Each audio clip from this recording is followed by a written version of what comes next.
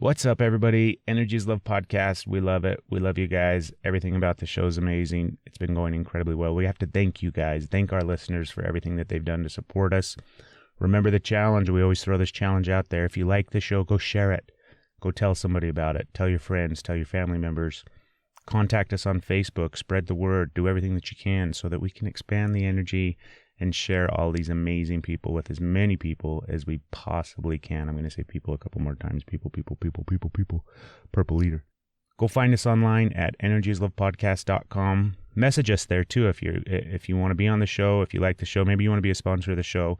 Click on our contact tab and send us a message. We'd love to hear from you. If you like the show, please go leave a review on iTunes. Go rate us on iTunes. That helps us expand the podcast, helps us spread, reach more people. Because that's really what we're all about. We want everybody out there in the cosmos and out there in the universe to learn about the show. So thank you very much. Remember, energieslovepodcast.com, or go follow us on Facebook, Twitter, Instagram. We're out there doing our thing. This episode of the podcast is brought to you by our sponsor, Crystal Water Float Spa, located in Tooele, Utah. Go online to crystalwaterfloat.com or to their Facebook page, Crystal Water Float Spa, and learn all about this amazing place. This is where we record all the episodes of the podcasts. It's also where we do all of our floating. We talk about floating on the podcast periodically. We have float stories. We've got all this information out there. This is an amazing experience. So if you've never floated before and you live out in the area, come hop in at Crystal Water Float. You're going to love it. When you hop in at Crystal Water Float, you'll be hopping into the amazing Dream Pod. It's an incredibly high-end tank for floating. It's really luxurious. It's really beautiful aesthetically. It's just a beautiful pod, but they're functional and they're amazing. They have lights inside, music that's played. It's an incredible experience of laying back in a Dream Pod. And now Crystal Water Float Spa is the nation's only distributor of the Dream Pod. So maybe you're looking to open up a float center. Maybe you're looking to open up your own spa. Maybe you're incredibly wealthy and you want to put one in your basement. It happens sometimes. Contact Crystal Water Float Spa and learn how you can get your Dream Pod now here locally in the U.S., which is a huge opportunity. It's a great experience. The Dream Pod is manufactured and produced by Dreamwater Float Company. They're a wonderful company located in Singapore. Go to their website, dream-pod.com, to learn more about the Dream Pods, and then contact Crystal Water Float Spa to get yourself hooked up with one so you can start floating and start spreading awareness and start helping everybody else float out there if you can open up a float center. Remember, crystalwaterfloat.com, Facebook, Crystal Water Float Spa. Go learn more about the Dream Pod at dream-pod.com. Thank you very much. Energy is Love Podcast. Podcast 4. Pause, the universe. This episode of the podcast is part 2 of our SoulWorks Fair Experience Extravaganza. On July 30th, we were out at Dancing Cranes Imports in Salt Lake City recording on location for the SoulWorks Fair. You already listened to part 1. Now you get to sit back and listen to part 2. We brought you amazing people in the first episode, and this episode is no different. You're going to enjoy it. You're going to love it. This was a wonderful experience. We loved being at the fair. Remember, you go online, SoulWorks Facebook page, you'll find out all the information. The fair itself is held the last Saturday of every month at Dancing Cranes Imports in Salt Lake. It's a really, really, really top-of-the-line fair if you live here locally in the Salt Lake City Valley. Or maybe you don't. Maybe you want to travel. We have people that come all over the place sometimes for these fairs. So sit back and relax and enjoy part 2 of the SoulWorks Fair Extravaganza experience for the universe. Enjoy, everybody. You're listening to the Energy is Love podcast. Energy is love. The Energy is the Love podcast. The Energy is Love podcast. Energy is love. The Energy is Love podcast. The podcast for the universe. The Energy is Love podcast. So right now I've got Debbie, and Debbie, like I said, you're going to have to pronounce your last name for me. Gornacek. Korn or Gorn? Gorn. Gornacek. That's not too bad. I could probably do that one. Yeah. So Debbie, you're here today at the fair performing and doing Foot Zone. Yes. Right? Yes. Wonderful. I want to talk all about it. Okay. Because we like to educate our listeners, and we like to expand everybody's thoughts and awareness and kind of plant some seeds. And so somebody that's not really aware of what foot zoning is, give them kind of a brief description of the idea behind it and what it is when you work with somebody. So foot zoning works on the physical, mental, emotional, and spiritual levels. We follow a map of the feet, and it tells us what's going on in your body. So I'm able to open up signals through your feet, and your feet tell a story. So by just figuring out those pressure points, working with essential oils, I'm able to tell you what maybe your body may be lacking in, say, minerals or things like that. I'm able to tell you if you have some issues with maybe your colon or your heart or kidneys, liver functions, things like that.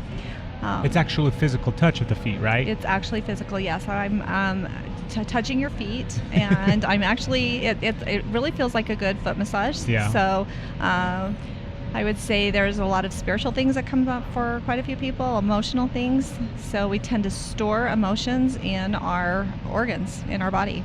So we're able to pull those out and have you recognize them so that you can take the process of healing.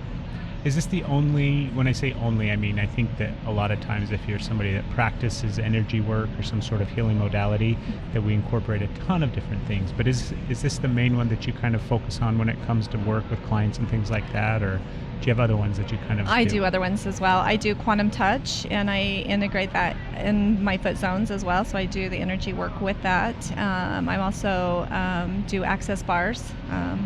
So I do a lot of things with that as well. So I really implement all of that into it. And if you do a full zone with me here at the fair, I just touch on the first and the second zone, and there's 4 zones. So if you do a full zone with me, then at the end we do some energy work, and we connect the 4 bodies together so that they're working in alignment. When you say the 4 bodies, what are we talking about? The physical, mental, emotional, and spiritual bodies. Beautiful. So when you connect those, then you're in balance. I also work with the chakras of the body, so that, there are the spinning vortexes in your body that if they're out of balance, then you can have physical ailments as well as emotional and mental, and spiritual. So by working all of those all together, it's a great process to start a healing process. For me, one of the things that as my spiritual journey kind of grew and expanded, and then I started to learn more and get exposed to more and things like that, essential oils played a big role. And we started to incorporate them and use them. And my wife's like my go-to essential oil guru. She's amazing when it comes to, she actually does blends and all sorts of cool stuff. But the realization of, wait a minute, you can put these on your feet. And a lot of times I think that, and you'd probably be able to speak better to this, but you can absorb them into your system quicker and faster through your feet as opposed to like even just smelling them or using them on your hands or something like that. Is that right? Absolutely. I've worked in the medical field for a lot of years, and find that topically, oils, medications that are applied topically absorb into your body. And we find that essential oils are a natural, holistic way of healing rather than all of the traditional Western type medications that we use. And we're quick to grab that Tylenol off the shelf or the Motrin, where we can grab an oil that's a lot healthier and a lot better for our bodies. So essential oils are amazing. There are so many different ones, and there's different companies, different ones you can choose from. Just with a clear intention of healing, they're a great way to and they're safe. You can use them on children, and just they're pretty magnificent. Yeah. I have another question for you. One of these questions I've been kind of asking everybody throughout the day. In your own experience, in your own kind of journey, in your path, and everything like that, what do you find has been the most challenging thing to, as we're sitting here talking, we got Curtis Forbush playing his crystal bowls off to the distance, so we apologize if you hear the beautiful crystal bowl, but what's the most challenging thing for you to balance between the space of being connected, and you're somebody that's helping people and facilitating movement of energy and healing and things like that, but then at the same time you're just a regular everyday person that has their own struggles in life and the stresses and anxieties and things like that. So for you, what is the hardest thing for you to kind of find that balance and keep that balance? Grounding myself is like the key to all of being able to come into that space that I need to, so that I'm able to help others. But it's a healing process even for the healer. Yeah. So, sometimes if you're not in a great place and you feel like you're having a challenging day, that's when I get to zone, because I find that it not only heals that person, it's healing me as well. And I find that when I'm healing or zoning somebody, the things and the issues that come up with them are a mirror of what's going on in my life at that time. Isn't that funny how that works? It's interesting how that works. Yeah. So, yeah. So being a healer and healing others is really a process of healing yourself. For sure. When it comes to foot zoning, is it one of those, because there's some modalities out there where you can kind of do it to yourself or work on yourself using that technique? Is foot zoning one of those things? Absolutely, yes. See, I'm sitting there trying to imagine myself with my feet. I don't know if I'd be able. I don't know if I had the flexibility or the dexterity to do it. Let's just say it doesn't feel as good as when somebody else is doing it, and I'm very fortunate because my daughter and my daughter-in-law are also zoners, and so I call upon them for zoning. My daughter, I see her quite often, so that's cool. Yeah, and so I zone her, she zones me, and we get the rewards of both of that. So, but yeah, you can zone yourself, and I do a lot of energy work on myself, so. I'm a work in progress, I guess you could say. I think we all are. Yeah. That's a good thing. Yeah, We're all I think a it's work great. in We're learning, progress we're and growing, absolutely. constantly evolving and practicing this whole thing called life. Yeah, isn't So it great? what's the best way for people to reach out to you and get a hold of you if they wanted to schedule a session or even learn more about foot zoning? Here at the fair, we're here every month at the last Saturday of the month. And then I also I zone in Heber or Orem. I live in Richfield, so I'm a distance away, but you can reach me at 435-201-0902 for a foot zone, and I'm scheduling weekends, whatever. I would work with whatever schedule Very we can cool. come up with. So, Well, thank you so much, Debbie. I appreciate it. We'll let you get back out there and start helping more people and everything. So, all right, thank you. So the fair is going amazing today. We're having so much fun getting the opportunity to chat with and talk with a bunch of different people, not just the practitioners, but all the guests and everybody that's coming and visited the fair. And right now I have the beautiful Julian Thomas sitting down in front of me. How are you, Julian? I am excellent. How are you, Craig? Very, very good. So Good. Julian's a really, really good friend of mine. She's somebody that I met kind of through SoulWorks, I guess. That's kind of probably how we met and everything like that. And so tell us, well, it's kind of a cop-out when I say, tell us a little bit about yourself. But I'm just going to start asking you questions, Julian, because you're somebody who practices energy work. You're somebody that works with clients. We've done fairs together and things like that over the year. And but more importantly, this is going to be a challenging question for you, okay? I want you to sum it up, and I want you to boil it down to one of the most important things, just one of the most important things that you've learned on your journey in connection with the realm of spirituality and all the other shit that we kind of incorporate into life. What's the one most important thing? Oh my goodness. Well, Craig, you totally come into play because I remember having that first reading with you, and I'm thinking, I'm going to hear all these beautiful things, and no, you helped me to look at the stuff I didn't want to look at. And that is the biggest thing that I have learned, is looking at that stuff inside yourself and inside your spirit that you have avoided forever. And a lot of people go through this every single day. They keep, ignoring things, and to face things and look at them, everything about your shadow is just as beautiful as your light side. That's been one of the biggest tools I've ever learned. So thank you for that. Well, thank you. You're very welcome. And I think you're right on the spot there. I mean, it is 9 times out of 10, if you're stuck in life, I think, if you're having struggles and depression and anxiety and you just can't seem to get into a rhythm with life, it's because you're not looking at your shadow. Yeah. It's because you're not dealing with the stuff that you don't want to deal with. Yes. And so kudos to you, because I've kind of Thank watched you. your journey over the last year and things like that. And I mean, in the beginning, I think I reached out to you and I'm like, Julian, can I read for you? Because it was one of those things, I was just kind of coming into my own as far as practicing and doing readings for people and things like that. And I had done the fair at that point, I think, a couple of times and everything, but I wanted more practice. I wanted more experience. And so I really appreciate you taking the opportunity and kind of the chance, I guess, the risk, because you're like, sure, that sounds great. And then, like you said, it wasn't great stuff. it was dark stuff. Yeah. It was hard stuff to move through. Exactly. But after you do that, then, the excellent feelings can come in, and even more intensely, instead of just feeling life halfway, What's some of the big things that's kind of happened in your life as far as, do you know what I mean? Because the last little bit, we don't see each other as often as we'd like to. Yeah. We kind of touch bases every now and then, every few months, but Yeah. you've gone through big transitions this year. Yes.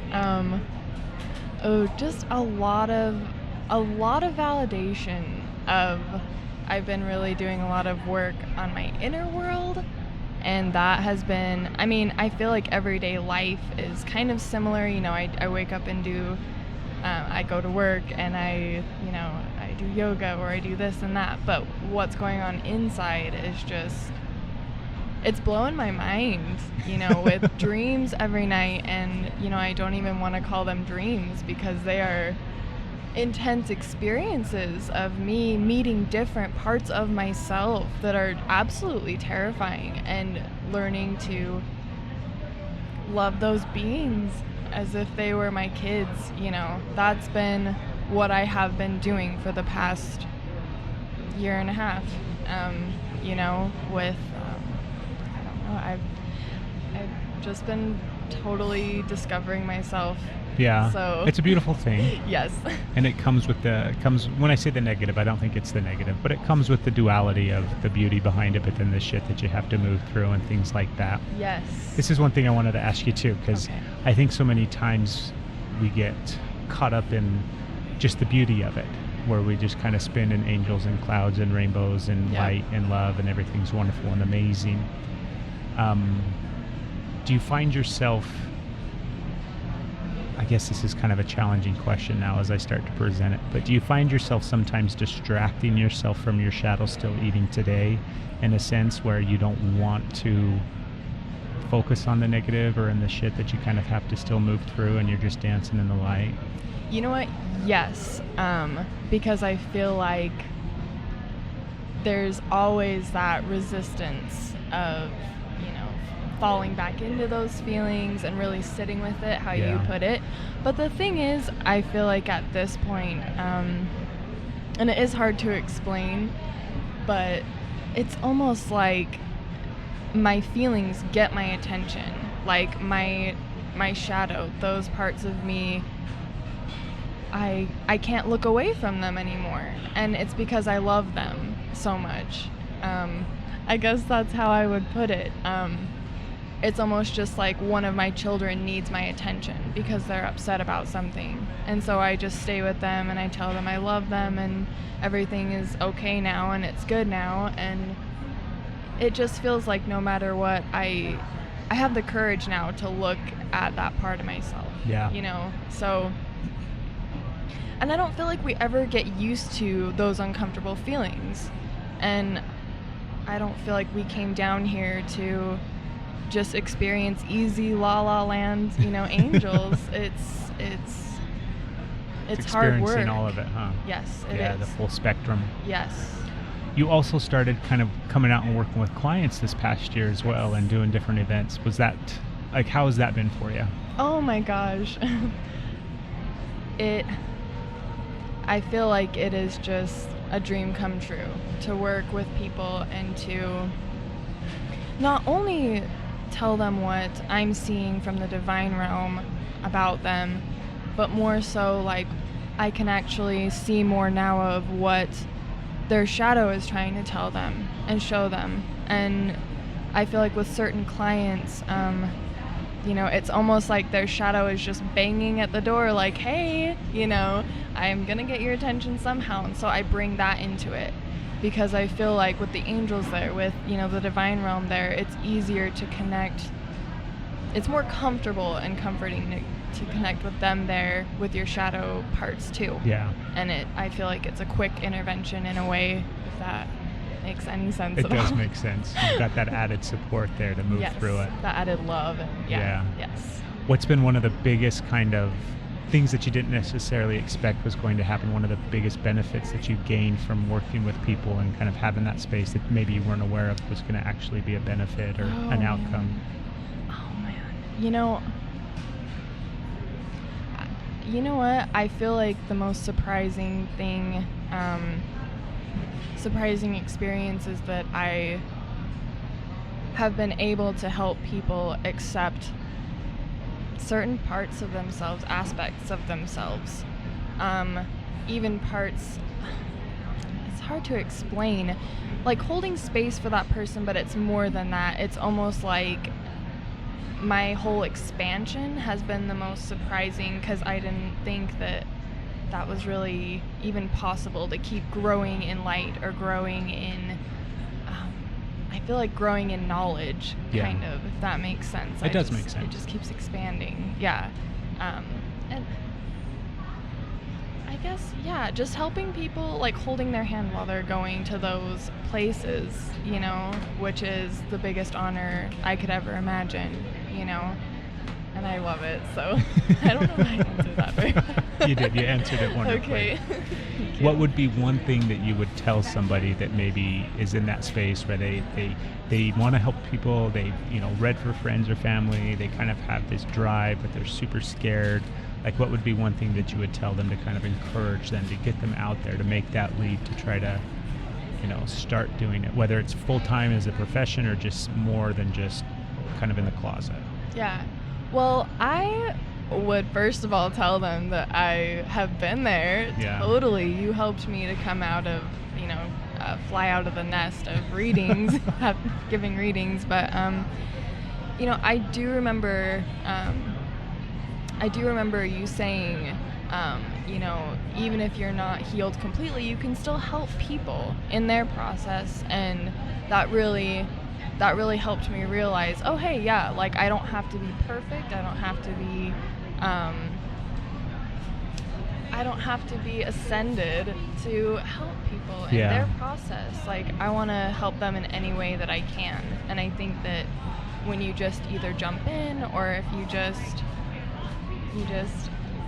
I don't know, you dip your toe in, or you wade in slowly to that space. Yeah. Exactly. And I feel like when you do that, then you'll learn the pace, like you'll learn the tides, and it's all, I would just tell that person that it's all in them, and they will know, and with practice you just understand more and more and more.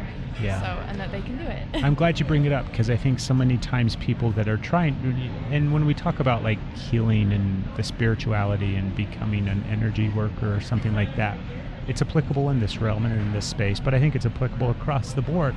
If you have something that you're passionate about, you don't have to be a professional. You don't have to be an expert. You don't have to be, do you know what I mean, the highest level of something. It's just a matter of moving into that space and practicing it and doing it.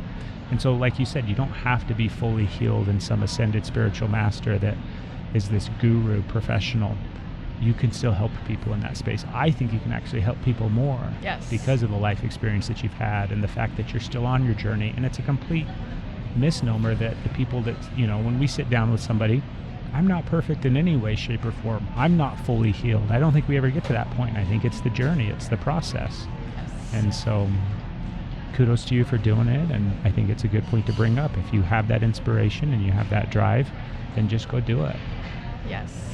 Get out there. I know you have a Facebook page, so throw your Facebook page out so people have a way to contact you and find you. Okay, I think I'm just under Julian Thomas. You've got one for the different, like the other aspect of stuff that you do, right? Yeah, that one is Julian Thomas, Divine Conduit. So. Yes, that's the one I was looking for. Oh. I'm like, yeah, you do just have your own personal page, but you have your little business page too, where you promote and you do the things that you do. Yes. So perfect. Yay. Well, thank you so much, Julian. Thank you for having me. I really appreciate it. So much fun. So right now, sitting down in front of me, I have a beautiful couple. I've got Denise and Ernie Mondragon. How are you guys doing today? Fantastic. Good, really good. You're doing well? You're totally going to have to get closer to the mic. Really good. Yeah, you got to get right up into it because we got a lot going on today at the fair. So first off, thank you so much, guys, for coming on and sitting down for a minute. I know you guys have been busy today. I'm going to tell just a little bit about both of you, and then you guys can elaborate a little bit more, okay? Sure. You guys, first off, Ernie, you are all into wire wrapping and crystals and everything like that, right? Yep. How did you get into it? About 3 years ago, me and my wife were out shopping at a similar store to what we have here, and she grabbed a wire wrap stone that was not quite as advanced where I'm at now, but she says she would love to have something to either one, show her customers or sell to her customers that would be neat to be part of that. And when she bought it, I says, God, I wonder if I could do that. And one thing led to another, and before you knew it, I started doing a little bit here and there. And so in the beginning, it was just kind of a thing to help your wife and give her the opportunity to have something to give her clients and stuff. It was kind of crazy. That's cool. In the beginning, I just simply asked for something that he could make that I could sell to my clients or give to my clients so they could remember their readings and so forth. And it began from one simple wire wrap stone to trees and wands and necklaces and everything. Were you kind of crafty before? Or, I mean, because when I say it's crafty, that's minimizing it. It's much more than just being crafty, but... Right. In the beginning, no. I've always been interested in drawing. I was always drawing and doing that type of stuff, but never this type of field at all. So it's kind of been a blessing. Yeah. He jokes with me and says, I unleashed the wire wrap monster. So without a doubt. I believe we're all given our spiritual gifts. Mine is my intuitive angel readings, and his happens to be the artistic crystal wire wrapping. Yeah. He's a natural.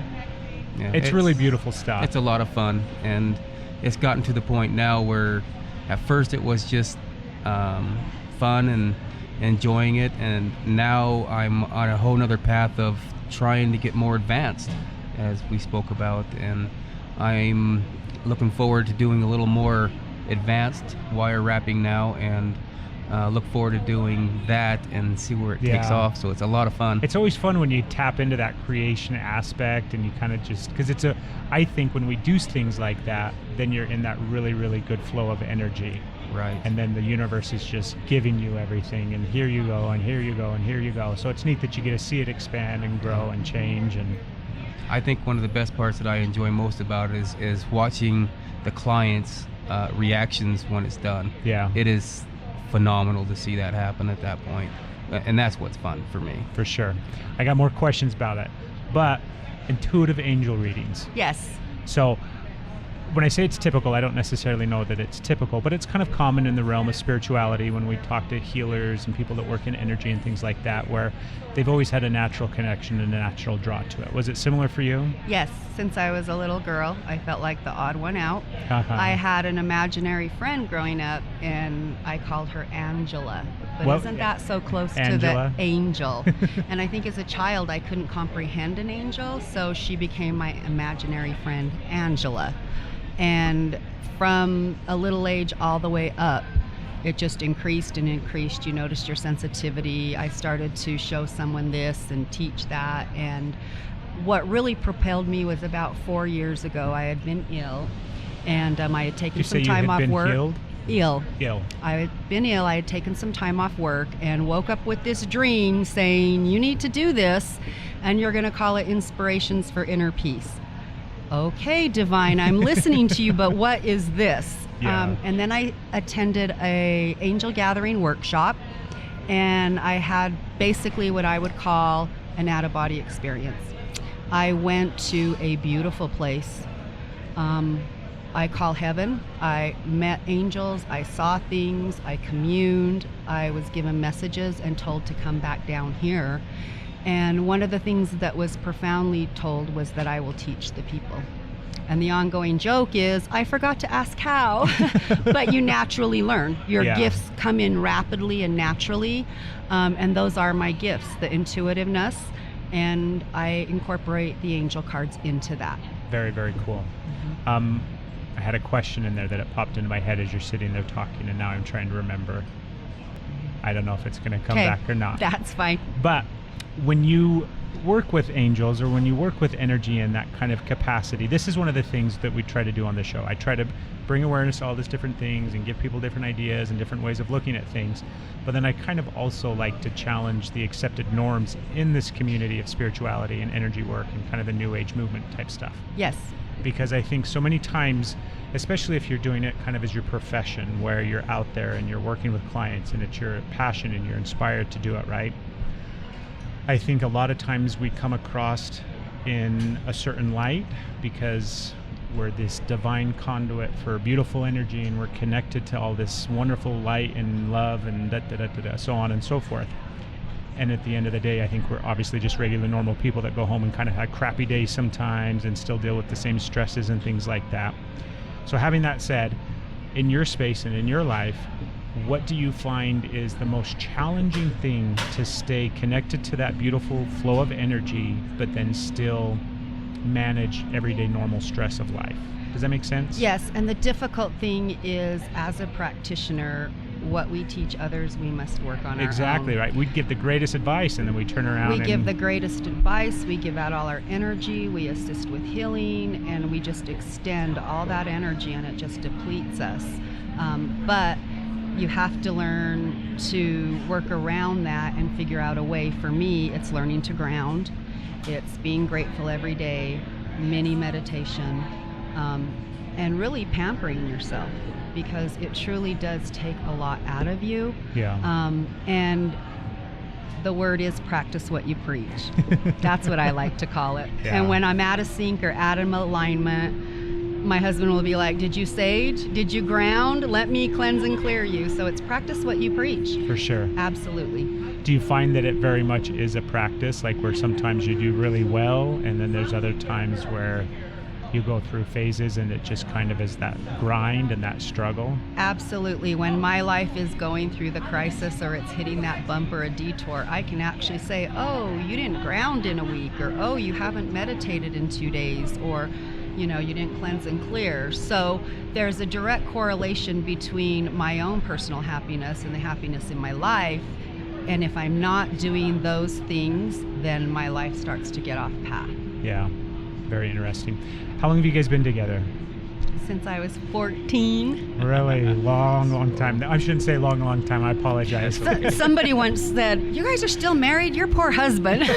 No, I actually owe that to my mom. She handpicked him, and I met him when I was 14. He's been my only love. We've been together, blessed, 33 years. 33 years, yeah. Yeah. 33 years. Cool. And I'm 47, so there you go. Yeah, and I'm turning 50. Do you guys feel like now that you look at it and you have all this, because your spiritual journey in a sense into all of this stuff obviously wasn't your whole life or your whole relationship. You've come to it at a certain point.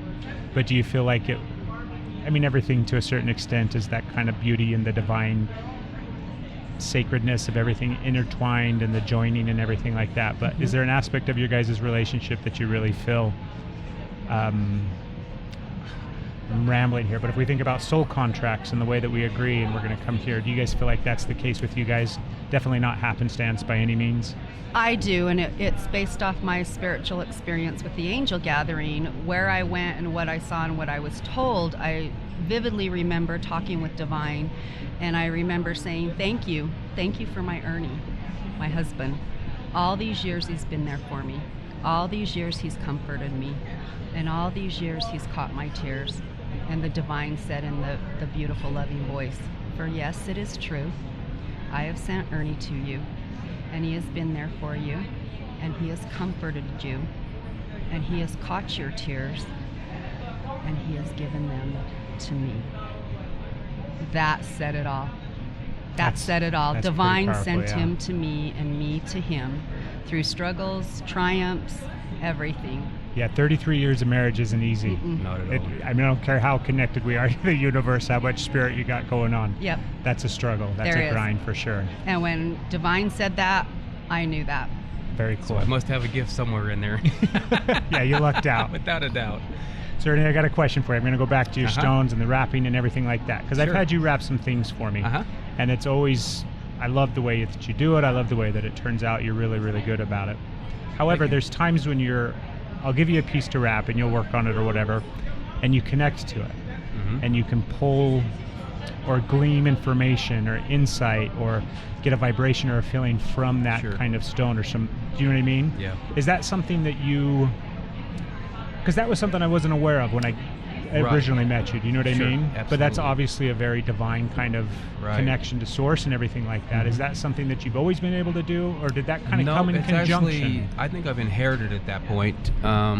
In the beginning, it was more of the challenge of wrapping the stone, and then more and more as I took the stone into a different perspective, as far as if it's a amethyst or if it's a crystal or if it's whatever the stone may be at that point. There's been times where stones are not meant to be wrapped at that point, and I never thought that would actually ever be an issue at that point. But I've actually had a few of I've just said at this point, I cannot wrap this stone. I thought it was a little bizarre at first, but then when I started really digging deep down inside and I start to feel some of these stones, they do have certain characters, feelings, values to them at that point. And I think that a lot of folks that I've found that I am wrapping stone for, that they bring to me, the value that they have to that stone is way more than what it's been than just finding a stone, picking a stone, or I have this stone and wanting it wrapped at that point, because it becomes more to that person at that point. Yeah. And I feel that at that point. So it's very interesting that I would have never thought that value became part of that, and it is a whole nother journey for me on that end, without a doubt. Do you feel like in the process of working with these stones and working with the wire wrapping and kind of the way that it's blossomed and grown and things like that, do you feel like it's opened up insight to inside yourself and kind of strengthen your own kind of internal connection to... Without a doubt. There is no question at all. Without a doubt. It's beyond... a lot of times what I tell a lot of folks also is when you think about stones of all different types, you got to remember where they come from, and where it all starts is in the ground, and where it becomes the minerals, the values. I mean, diamonds are one thing, but when you take a amethyst or a crystal or a quartz or something to that effect, what that stone goes through in order to develop what it becomes, it is absolutely quite amazing when you think about it. I mean, it's unreal what journey it takes in order to get into your hands. I love that. I have so many ones that are real special to me, Sure. and you know what I mean, and I love sitting there thinking about exactly that, the path and the journey that this stone started out as, and everything that has happened to it to find its way into my hand or and into my pocket. And that part's cool for me. Yeah. I mean, that is super cool. That's way neat. Yeah. Well, thank you so much, guys. Absolutely. I really, really appreciate it. I'll let you get back to work out there in the fair and doing your thing and all that good stuff. But Denise, do you have any place online that people can go and find information about you? Not yet. We're actually in the process of getting our website up and our Facebook, so you can look us up on Facebook, just Ernie or Denise Mondragon. You guys are also on the SoulWorks page and on their website. Your contact information is there as well. Yes, so because you guys are here every month and love doing the fair, so we do. Awesome. Beautiful. Thank you so much. Great. Thank you so much, Greg. So like I said, this fair's going awesome and great. I know I say that every single time, but it is. It's been a wonderful, beautiful day. And today, or right now, I have the honor of sitting down before Mary Salazar. Mary Salazar actually happens to be my mother.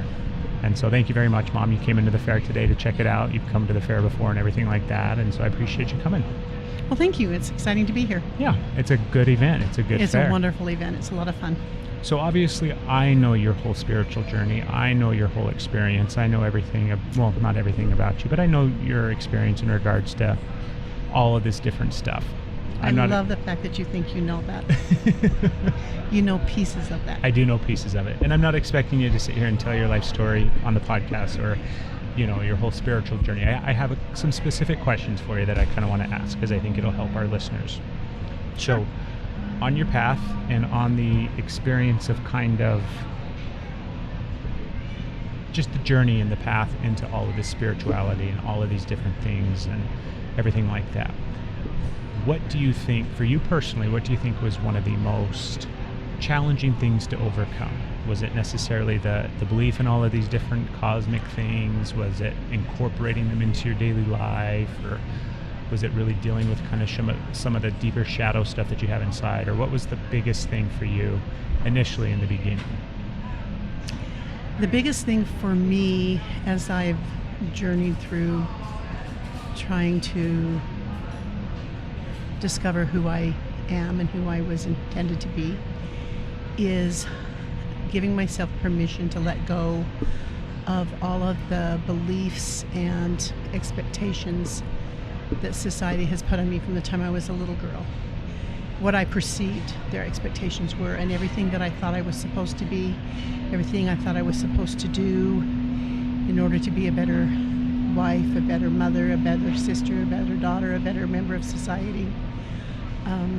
But a lot of it never rang true to my core, to my chi. It just didn't match who I was inside. And I tried for years and years and years and years to be that person that I was told I needed to be. And so for me, the biggest, I guess, breakthrough, the biggest aha moment, would be that I get to be who I am.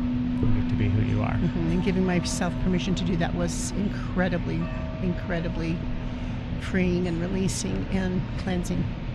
And it was a journey. It was a practice. It was something that obviously didn't happen overnight, or you didn't have one session with somebody that was an amazing healer or practitioner. That was something that you had to work at, right? I had to work at it over a long period of time, and I honestly didn't actually make that final leap until after my father passed away, because I always felt like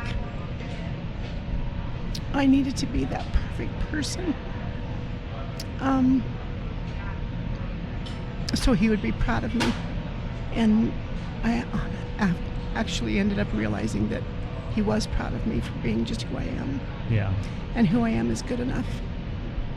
So yeah, it was a long journey. Well, we've been doing damn good today with everybody on the podcast with no tears. But thank you very much. I appreciate it. Sure. So I have a follow-up question, because it's a beautiful answer. And I mean, I think the reality is a lot of people struggle in that space of really accepting who they are, embracing who they are, and then realizing some of the falseness and some of the, the reality is all of those perceptions from society, from our parents, from the outside world, all the labels, all the things that we think we're supposed to be. None of that's important. None of that's necessary. It's really at the core who you want to be, who you are. Who you're meant to be. Yeah, who you're meant to be.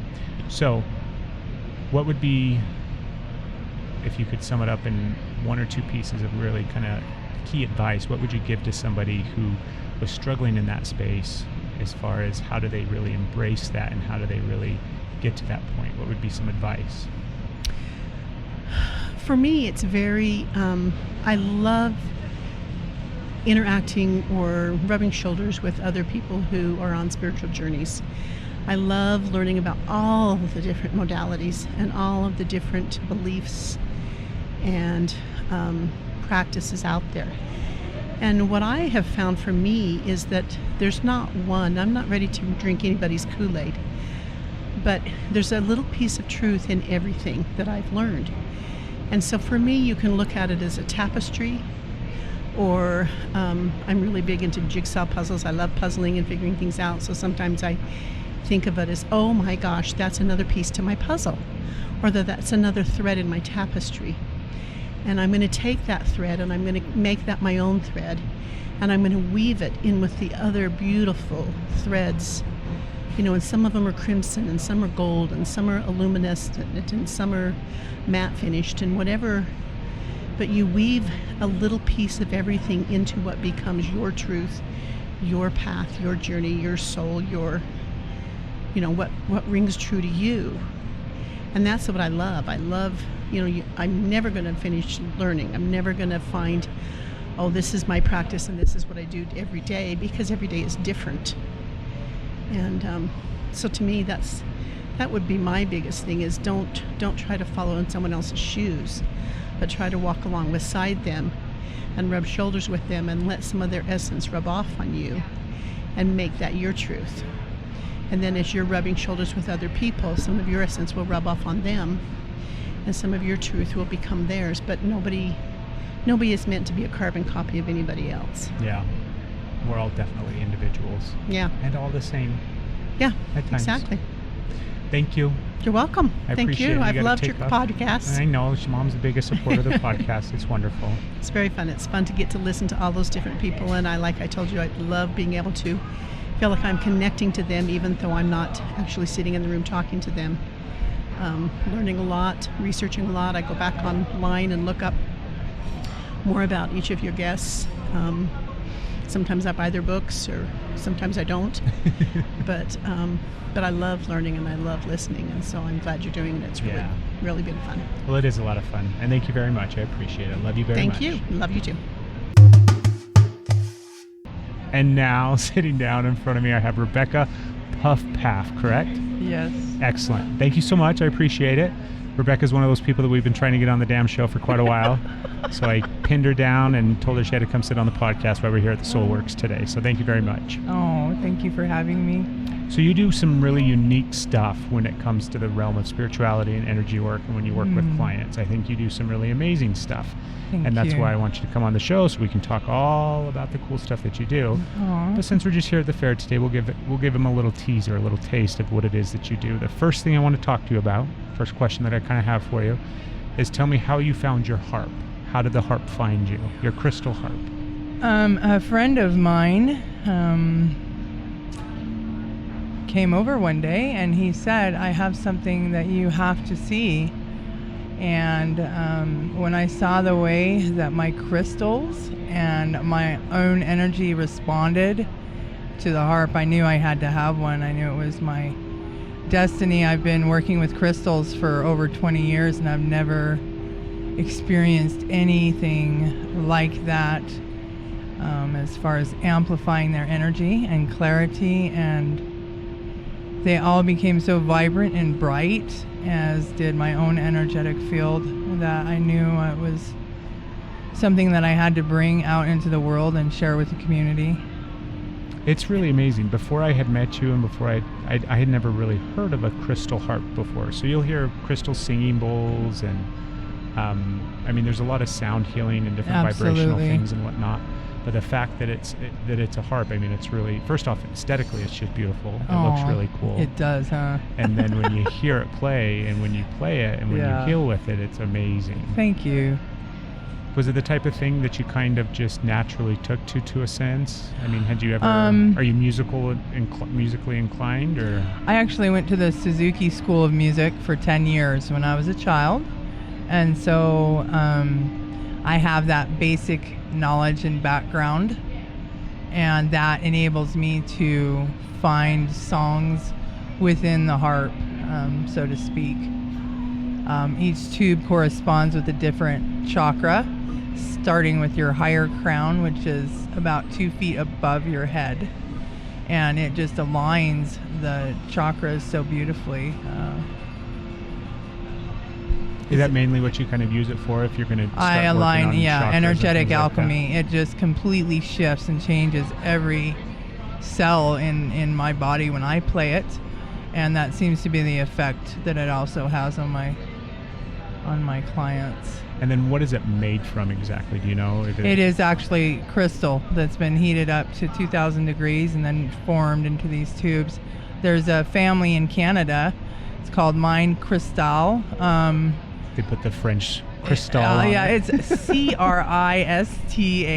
So it's like, okay, it must. They're a beautifully family-owned company. They have a mine out there, and they get a lot of crystals out of their mine, so that they decided to create this instrument, and they invented. There's actually harps that you can hang on the wall. Can you imagine? Yeah. They cover the whole wall. Wow. Whereas mine, I can hold it in my hand, and the resonance of mine is astounding. I can't even imagine being in the presence of one that hangs up on the wall. Yeah, that would be cool. Sublime. I would love that. I may eventually actually visit their facility just to see that Canada. harp. Yeah. That would be neat. Yeah. Yeah, it would. But so that's a little bit about your crystal harp. and we're not doing it justice. It's one of those things that you have to feel, you have to experience, you have to hear it. That's you know true. what I mean? It's a really amazing thing. Mm-hmm. Tell us a little bit more. I know that you do a lot of, like you said, you've been working with crystals for 20 years. You incorporate a lot of different kind of, when I say modalities, I think you incorporate a lot of different things when you're working with people. Do you have one that stands out as far as this is like kind of my favorite way to work with energy, or my favorite way to work with a client? My favorite, yes, it does. My favorite way is to get out of the way. My prayer is always to be the hollow bone through which Spirit speaks, and I'm open to any suggestion from Spirit, and I just don't second guess it. I just do it.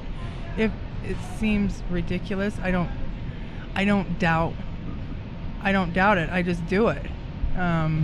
Every healing is unique. Every person is unique. Even if I have a client, a recurring client, every time they come with me or come to me, their energetic matrix is different. So the way I work with them changes with every session. Yeah. I think people take that for granted. I think so many times we wake up each day in the morning and we think that it's the same damn day. We're the same damn person. Day, yeah. Right? And we're just going to move throughout life. Mm-hmm. But I think the reality is we are constantly shifting, changing, evolving. Especially energetically. Yeah. So. And then, for me personally, I think that's important to remember, not just when you're working with clients, but like for my own space, I always think about like, okay, this is my spiritual practice. This is what I'm doing. Absolutely. But because my energy is shifting and changing and vibrating so differently at times, I have to mix it up. I have to change it up. Right. It's so imperative to do your energetic maintenance. People don't realize how absolutely essential it is to just tend to the energy, your own energy and the energy in your home. It's so easy. It's so easy to get stagnant, and it makes such a huge difference in the way you're feeling in your daily life, even to the dreams that you're experiencing yourself having at night while you're asleep. It makes a difference in your ability to sleep well if you're doing your energetic maintenance. So we're going to do our listeners a service here, and we're going to give them one key piece of advice in regards to their spiritual maintenance, what they can be doing to kind of keep themselves in that space on a daily basis. What's your 2 cents there? What works for me is I offer medicine, like my Dragon's Blood blend is probably my favorite. What that will do is it will banish any negative energy that's residing in your own energetic field, in your home. The legend is that you whisper your wish into the medicine before you offer it to the charcoal. And as the smoke dissipates, it carries your prayer to Spirit, and it also clears and takes anything negative along with it, as it should open a window, of course, and release, so that so that there's a space for all of that energy to go, and you can watch it leave with the smoke, and it's very empowering, and you instantly feel tons better. So whether it's sage or Palo Santo or Dragon's Blood or Copal, or one of my favorite blends is Bruzino. That's the spirit of peace. That's just a pretty word. What is it? It is. It's a resin that they actually burn when they make ayahuasca. It's from Peru. So Bruzino? Bruzino, yeah. Nice. And it's just as beautiful as it sounds. The energy of it is amazing. Way cool. Experiment. Don't be afraid to try new things. Find your niche, whatever it may be. And if you don't like smoke, there's plenty of clearing sprays that are available. I offer one, but if mine doesn't resonate, find one that does. Do something to make sure that your own energy is clear. Yeah. It's the groundwork for everything. For sure. In my opinion. Rebecca, what's the best way for people to find you? I'm on Facebook, Grid Goddess. It's all one word. Mm-hmm. And that's the easiest way. That's you the stay up to easiest date, way. And you do events all the time, and you're out there teaching classes and helping people and all sorts of good stuff. So go find her stuff, guys. Rebecca's amazing. Sit down and have a session with her and experience the harp. Like we said, we can't do it justice over the podcast. It's a really amazing thing. So thank you so much, Rebecca. Thank you, Craig. Everything about your shadow is just as beautiful as your light side. My prayer is always to be the hollow bone through which Spirit speaks. I unleashed the wire wrap monster. Oh my gosh, that's another piece to my puzzle, or that's another thread in my tapestry. And I'm going to take that thread and I'm going to make that my own thread, and I'm going to weave it in with the other beautiful threads